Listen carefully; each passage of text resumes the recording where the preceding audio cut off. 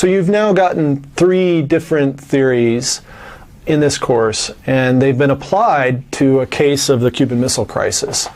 And of course, this is merely just a reflection of the argument that Graham Allison made in his text. It's very effective, I think, because here you see 3 different theories lined up next to each other and compared, and some kind of characterization of what they draw out about the phenomenon versus myths. So each perspective makes certain assumptions, makes certain views more prevalent than others. So now we kind of come to a simple question, which probably has been on the minds of most of you, which is which perspective or theory works best? Every model has shortcomings, right? So, do the reasons for choice when the rational actor model here, do those reasons explain its occurrence in action? So in some ways, you have to ask yourself, as a rational actor model, does it exaggerate agency to the point where it's oversimplified, that Kennedy commanded these things, they met as a group, a unitary actor made a decision? Are those valid assumptions, right? Another thing to ask with the organizational process model is that, does path dependence fail to explain change? So things changed in the crisis. Organizations didn't just evoke the routine, they adapted the routines. They negotiated them. People selected which routine to use and what they thought was optimal to some degree. So it wasn't purely organizational process or purely rational actor, perhaps. With the bureaucratic politics model, we have to ask how much information is needed to make that a feasible perspective. Is it just too much data that we need? We would need to know the wrangling, the interactions between these individuals in the XCOM. How deep would we have to go? It's interesting that a colleague of mine at Princeton right now just wrote a book on the Cuban Missile Crisis, where he took the actual transcripts of those discussions. They were all audio taped, and he's actually analyzed how different futures are projected and how people argue for or against. So it's much more detailed, but it affords some window into the bureaucratic politics model to a degree. The question I start to wonder about with these theories is, do they particularly apply to certain kinds of circumstances, more to some than others? And I kind of wonder at times if the rational actor model, because it's an idealized kind of model that's overly simplistic, if it's great for planning to some degree, so it's perspective in terms of what we can try to rationally plan out ahead.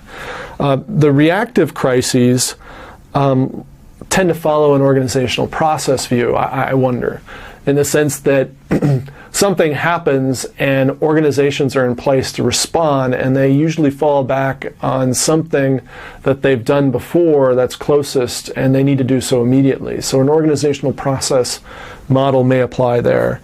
And then changing a tentative decision, so say that you've begun to do a reform or try to implement a procedure, the bureaucratic process model may be suitable to actually fine-tuning or wrangling with that decision, so that certain individuals respond to that enactment in that organizational environment and try to thwart it or redirect it in a different direction so that it's more applicable or effective in its functioning.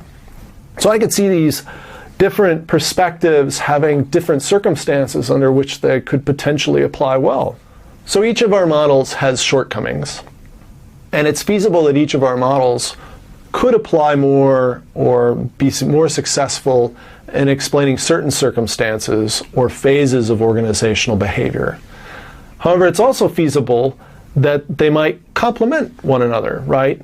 And this is actually Allison's argument, that he reflects on these 3 organizational theories and how well they applied to the Cuban Missile Crisis, and he kind of came down on the idea that maybe they could be nested or integrated in a way that was useful. So he viewed Model 1 as simplified, and it renders things into a single national actor, where it's focused on a problem, looks at incentives and decision points, and fixes the context around it and the larger national patterns. So it's simplified, but it's useful, and it's actually the way we often describe events in newspaper articles and what have you, right?